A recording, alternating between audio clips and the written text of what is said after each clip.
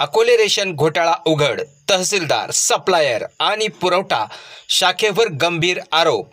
खेतेवाडीच्या परमिटवर अकोलेला ration, सामाजिक कार्यकर्त्यांच्या कारवाईतून घोटाळा उघड. अकोले तालुक्यातील वाळू तस्करीचा भांडाफोड झाल्यानंतर आज पुन्हा एकदा रेशन वितरणात मोठा घोटाळा उघडकीस आला आहे.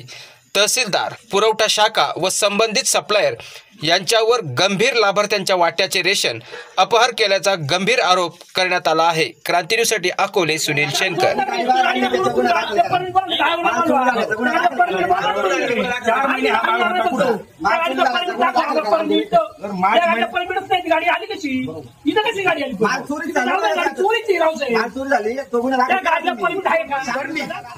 आणि ही सही कशी काय गोडाऊन किपरची या ठिकाणी आली, हा मोठा प्रश्न आहे. म्हणजे सप्लायर याच्यामध्ये भ्रष्टाचार करताय का गोडाऊन किपरच्या पाठीमाग, असा प्रश्न या ठिकाणी उपस्थित होतोय.